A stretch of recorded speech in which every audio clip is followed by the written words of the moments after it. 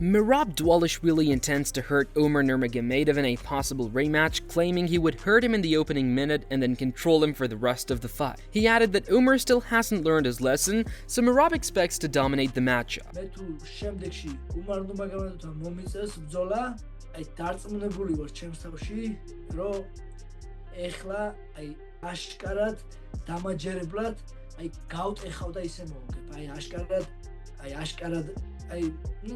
ბოლო ის ჩვენი ბრძოლა ისეთი არ იყო, რა თქმა უნდა, უგებდი ვაკონტროლებდი და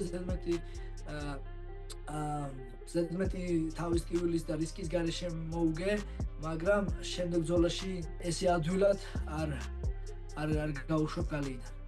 ანუ ის ბოლო წუთნახევარი რაც ჩვენ ნახეთ პირველ ბრძოლაში შენთვის არასაკმარისად გატეხილი იყო? აი პირველ წუთნახევარში გავუკეთებ მაგას და მე მთელი 23 წუთნახევარი ვათხრევ როგორც მეშოკი, როგორც ქართველებმა ვიცით ხო, მეშოკივით ვათხრევ. Dana White officially announced that the UFC will debut in Qatar on November 22nd at the AHA Arena in Doha. The card will feature Arman vs. Dan Hooker as the main event, and Belal Muhammad vs. Garry in the co-main event. White highlighted the significance of the promotion's first ever trip to Qatar and confirmed he will be present for the historic event. For the first time, we are headed to Doha, Qatar, November 22nd at the ABHA Arena. And the main event will be the number 2 ranked lightweight contender Arman taking on number 6 ranked Dan Hooker. Co-main event is going to be former champ and number 1 ranked contender Belal Muhammad taking on the number 6 ranked Garry.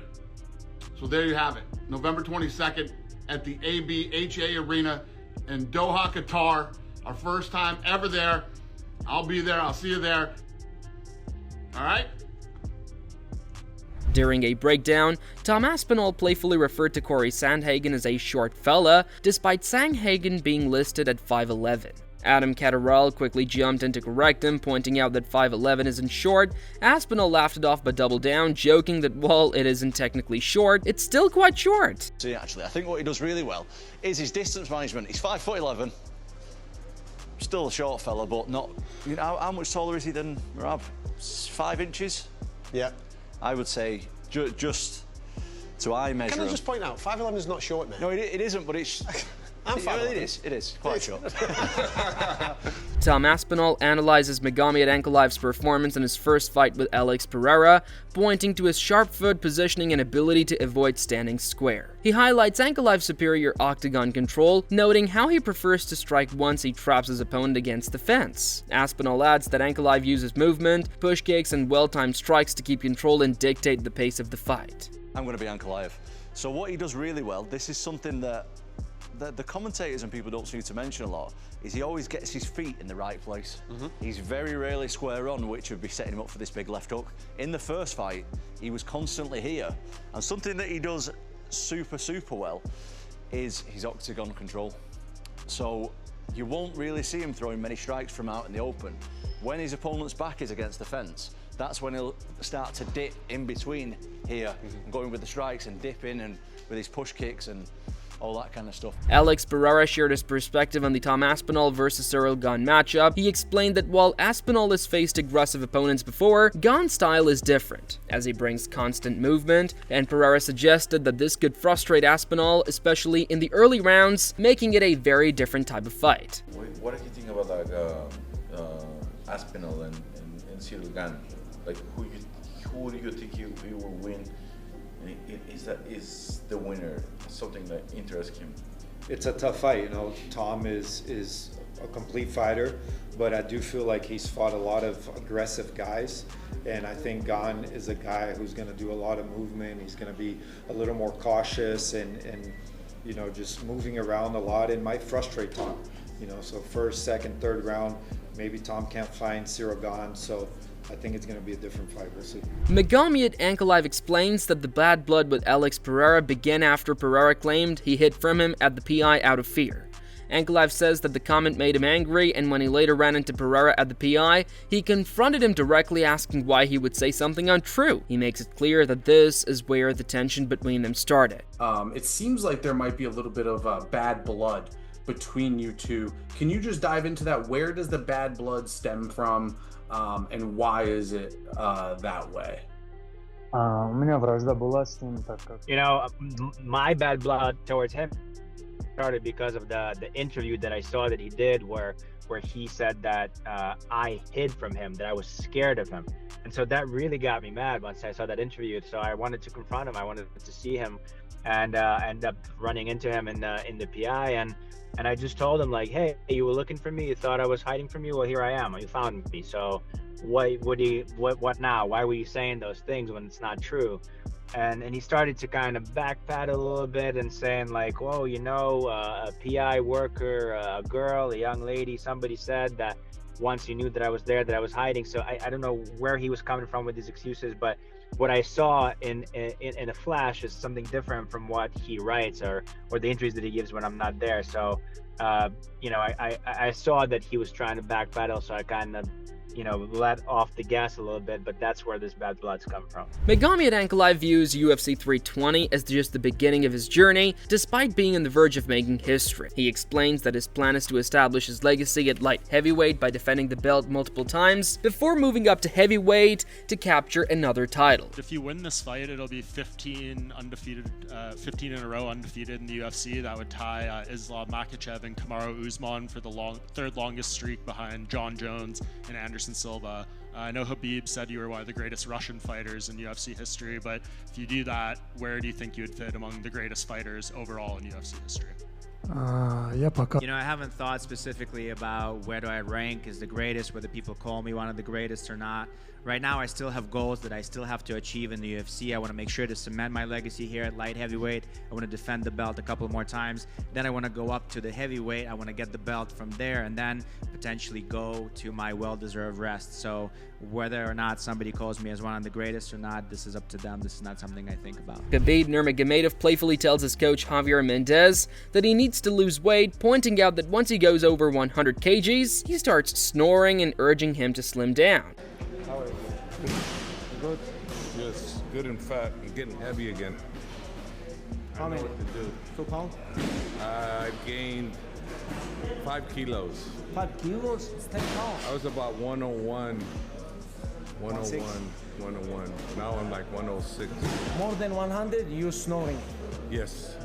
Calm down. Usman Nurmagomedov shows concern after Zubaira's bout gets called off, joking that his teammate might now be eating burgers since he no longer has a fight. He admits feeling a little sad because he knew how hard Zubaira had been preparing, but accepts that such little things happen in the sport. Usman adds that his main focus is on his own fight, praying for protection for both himself and his opponent until they touch gloves. Yes. He maybe now eating like burgers, something. Yeah. Don't have fight, don't have cutting weight. Happy for Zuba. But a little sad too because of he wanna fight. I know how he preparing, but this is sport, you know. This is like I don't have any like anything from at home like. This is sport. Sometimes it's happened. May Allah will protect me and Paul until we will touch gloves. After, inshallah, I'll beat this guy. Robert Whittaker believes Magomed Ankalaev is the right skill set to defeat Alex Pereira. He points out that while Pereira has run through past opponents, they weren't the type of heavy wrestler-striker mix needed to truly test him. Whittaker views Ankalaev as a different challenge compared to anyone Pereira has faced so far. Ankalaev has the skill set to beat Pereira. Because you look at Pereira's opponents that he's fought, yeah, he ran through them, but those dudes weren't the guys to beat him, I don't think. Like, I think Jan was a good shout to beat him. And we saw how close that fight was. I mean, exactly, you know what I mean? So again, there aren't a lot of those heavy wrestle mix guys in the division at this point, at this moment.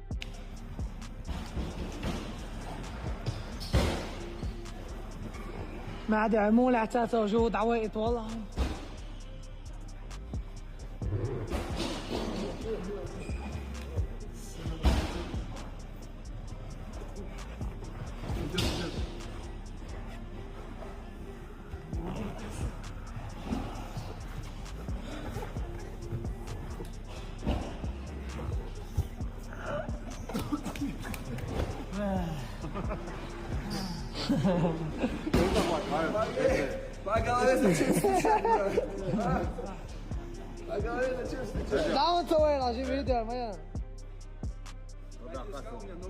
Mateusz Gamrot says Ilia Topuria knocks out Paddy Pimblett if they ever meet inside the cage. He explains that Paddy keeps his chin too high, which makes him an easy target for counters, and believes Topuria's power and precision would end the fight quickly.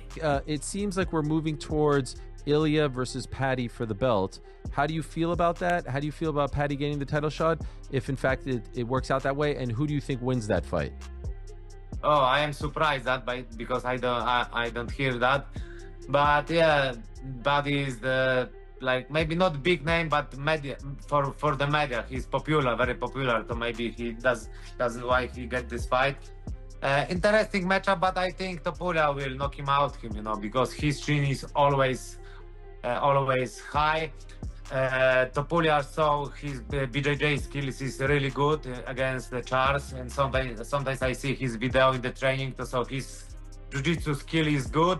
I think Topuria will knock him out. Okay. Kamaru Usman pushes back against the idea that Magomed Ankalaev fits the mold of a standard Dagestani wrestler. He points out that Ankalaev is a different kind of fighter, one who relies more on striking and breaking down opponents rather than constant takedowns. Usman highlights how Ankalaev struggled to secure takedowns against Alex Pereira in their first meeting, noting that he instead have conserved his energy and leaned on his refined striking skills to control the fight. I don't understand why everyone continues to group Ankalaev in the Dagestani wrestler kind of a fighter. He's not. He's his own type of Dagestani fighter that loves to strike, that loves to pick people apart and get them out of there. That is who Magomed Ankalaev is. He's not the Dagestani wrestler that's gonna come in there, level change, show you level changes, take you down and just beat your face down while you're down in there. He's not that guy. We saw him struggle to take Pereira down the first fight. That's not the case. That's not what's going to happen here. He's not. Ankalaev is very, very good and seasoned striker to where this is where he likes to be. This is where he's been for years now. This is where he likes to conserve his energy. This is him because he also understands that by giving these continuous takedown attempts, I'm going to get tired as well. And so I don't think we're going to see that. I think they're both going to stand there and they're both going to go to war. Brendan Schwab reacts to Din Thomas's take in trading UFC light heavyweight champion Magomed Ankalaev for PFL star Dakota Decheva. Schwab agrees, arguing that Ankalaev is actually hurting the UFC because, despite being a beast in the cage, he isn't strong on the mic. He adds that Ankalaev is so good he ends up beating the very stars the promotion wants to build as its faces, while Dakota could bring more value and excitement to the UFC. The UFC business model now would make more money off Dakota than it would Magomed, bar none. Matter of fact, Magomed's actually hurting the UFC. It's fucked up to say, because if he goes out and beats Alex, who's a much bigger star than him, it actually hurts the UFC. Now, if you're a purist, you're like, well, the best fight in the UFC, if he wins, he's the champ. I get that. I'm not talking about that. I'm talking about maximizing money, endorsement deals, TV time, a pretty girl who's very talented, who's a 500 fighter we can get more money out of than this guy from Dagestan who's a beast but isn't good on the mic. His shit talking's a little dicey, it's just, and he's also so good that the stars you want to be the face of the UFC, he beats. That's an issue. So people will say the UFC has a star problem. Kamaru Usman comes to Magomed Ankalaev's defense after Din Thomas floated the idea of trading him for PFL star Dakota Dacheva. While Usman recognizes Dacheva's talent, he insists a reigning champion like Ankalaev shouldn't be disrespected in that way. Usman emphasizes that Ankalaev deserves the respect for what he's accomplished, and even jokes that he'll confront Thomas in person, making it clear he won't tolerate anyone dismissing his teammate. I do think that will be a good addition to the UFC. Whenever should that time arise and present itself, I do think the UFC would be interested in her. But of course, right now she's under contract with the PFL. She's doing phenomenal things there, so we give her props and we let her stay there. But to say that you should trade a champion like Magomed Ankalaev, Dean Thomas, me and you need to wrestle. Next time I see you, we wrestling. We wrestling. All right, Unc to nephew, we gonna wrestle because I don't like what you said that. Don't talk about my boy Ankalaev like that, bro. All right, go Henry. We gonna let him slide until we see him in person, that we can run up on him. Terence Crawford revealed that he dealt with multiple injuries during training camp and went into the fight far from his best. He admitted he wasn't anywhere near 100% on fight night. You're not never gonna go into camp and come out, 100% healthy. And a lot of people is asking me, how did I feel? I had a lot going on in camp. This fight, the last fight, the fight before. Life stuff and the pressure of the fight. Yeah, but like injuries too. Injuries too. Like, so you didn't go into that fight 100%, you think? I asked for no details. No, not at all. Terence Crawford also explained that his mindset against Canelo Alvarez, saying his goal against Canelo Alvarez was to make the judges see that he controlled the fight from start to finish. He explained that even when smiling at Canelo, he was fully aware of the moment, and that's why he kept pushing hard until the very last seconds of the fight. He threw a shot and we landed at the same time. I looked at him and I told him like, yeah, you felt that. I was just letting him know that it's gonna be a long night. Last 30 seconds of the fight, what was going through your mind then? Close it out, just close it out. If I didn't have that mindset of finishing the fight and making sure that I closed it out, then it would have been a draw. Being that I wasn't the champion, I was the challenger, I wanted to make sure that the judges see that I was in control from the beginning to the end. I just knew it was gonna be my day. I came out smiling. I don't never come out smiling. I'm always focused. I was ready for whatever he brought. I was just in the moment. Khalil Roundtree Jr. says he doesn't fully buy into the narrative about Jiří Procházka's vulnerability to leg kicks. He explains that if something seems too obvious, it might not be the real opening to exploit. Roundtree adds that once the cage door closes, he becomes a different animal, and the only version of him inside the fight can truly answer that question. What are Jiří Procházka's legs going to look like at the end of this fight? I kind of think opposite. Like, if everybody is like, oh, the legs, then it's apparent, and it's probably not the thing to go for. I don't know. When the cage locks, I turn into a different person, a different animal. So ask that guy after the fight. Yeah. As of now, I don't know. I don't know what to expect. But I'm prepared, and the fans know what I'm capable of. And if it's something that that he doesn't address, then that's up to him.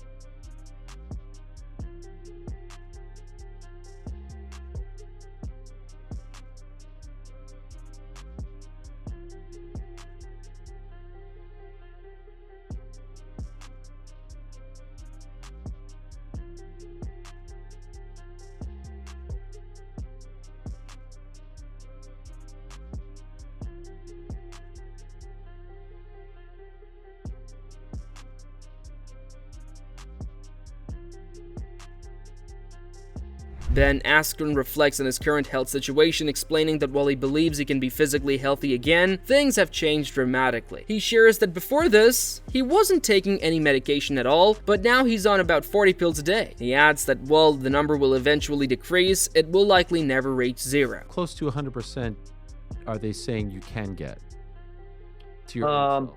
I mean, they said they were giving me an example of some guy who ran marathons and he was able to run a marathon. I think it was only a year and a half after his surgery. So like they say, and there's a guy that was like, they gave me all these guys to talk to if I wanted to.